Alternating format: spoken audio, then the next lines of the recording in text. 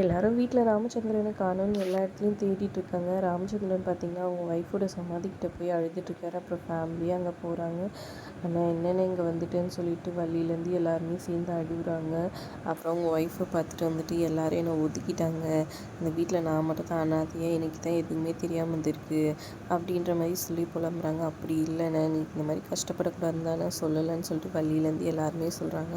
அப்புறம் அழுதுகிட்டே வந்துட்டு அது எப்படி பண்ண தப்பெல்லாம் அவன் பண்ணியிருக்கான், இவன் வந்துட்டு அதை ஏற்றுந்துக்கிறான், அவங்க எல்லாருக்கும் தெரிஞ்சிருக்கு, என்கிட்ட எதுவுமே சொல்லலை, அது எப்படி அது கரெக்டாக இருக்கும் அப்படின்னு சொல்கிறாங்க.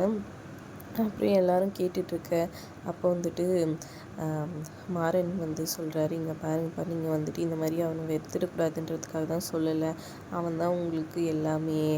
எனக்கு எப்போவுமே நீங்கள் வந்துட்டு என்னை கன்சிடரே பண்ண மாட்டீங்க, என்னை எதுவும் பண்ணவே மாட்டீங்க, அதனால தான் நான் வந்துட்டு நான் எடுத்துக்கிறேன்னு சொல்கிறாங்க. பாத்தியா காவேரி, இவனை பற்றி எனக்கு எந்த கவலையுமே இல்லையா, அவன் என்ன நினச்சிருக்கான் பாரு, நான் வந்துட்டு ஒரு தலைபட்சமாக தானே ஒன்று ஒரு பையனை மட்டும் பார்த்த மாதிரி தானே நினச்சிட்ருக்காங்க அப்படின்னு சொல்லி ஃபீல் பண்ணி அழுறாரு. அப்படி இல்லைன்னு சொல்லிட்டு வள்ளியிலேருந்து வீராலேருந்து எல்லாருமே சொல்கிறாங்க. அதனால் ராமச்சந்திரன் அழுதுகிட்டே இருக்கார். எல்லாருக்கும் தெரியும்ல, என்னை மட்டும் தனியாக பார்த்துருக்கீங்களா இந்த வீட்டில், நான் மட்டும் எதுவுமே தெரியாத முட்டாளாக இருந்திருக்கேன் அப்படின்னு சொல்கிறாங்க.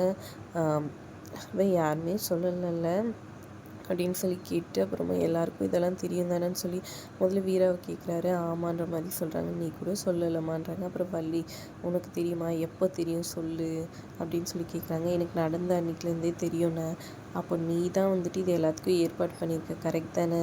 நான் அது தெரியாமல் வந்துட்டு இவனை அவ்வளோ பேசியிருக்கேன், ஒருத்தர் கூட உன் மனசு உறுத்தலை, தப்பு பண்ணாதவனே இந்த ஆள் இப்படி திட்டிகிட்ருக்காரு, இந்த ஆள் சட்டையை பிடிச்சி கேட்கணுன்னு கூடவா தோணலை அப்படின்னு சொல்லி எல்லாருமே அமைதியாக இருக்கிறாங்க. அப்புறம் கண்மணி, உனக்கு கூட தெரியுமாம்மான்னு கேட்க, தெரியுமாம்மா அப்படின்னு சொல்கிறாங்க. அப்போ எல்லோரும் தான் சேர்ந்து ஏமாற்றிருக்கீங்க, அப்போ நான் என்ன புரிஞ்சுணும் அப்படின்னு சொல்லிட்டு ஃபீல் பண்ணி அழுகுறாரு. அப்புறம் எல்லாரும் வந்துட்டு மன்னிப்பு கேட்டு அவங்க வீட்டுக்கு போகலான்னு சொல்கிறாங்க. இல்லை, எனக்கு கொஞ்ச நேரம் இங்கே இருந்துட்டு வரணும், என் பொண்டாட்டி தான் என் கூட கடைசி வரைக்கும் உண்மையாக இருந்தது, மற்ற எல்லாருமே வந்து என்கிட்ட போய் தான் சொல்லியிருக்கீங்க, நீங்கள் போங்க, நான் கொஞ்ச நேரம் இங்கே இருந்துட்டு வரேன்ற மாதிரி சொல்கிறாங்க.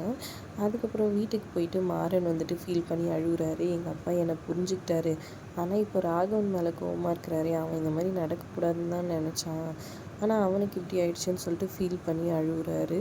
வீரா வந்து சமாதானப்படுத்திட்டு இருக்காங்க. அதோட எபிசோட் முடியுது. தேங்க்ஸ் ஃபார் வாட்சிங்.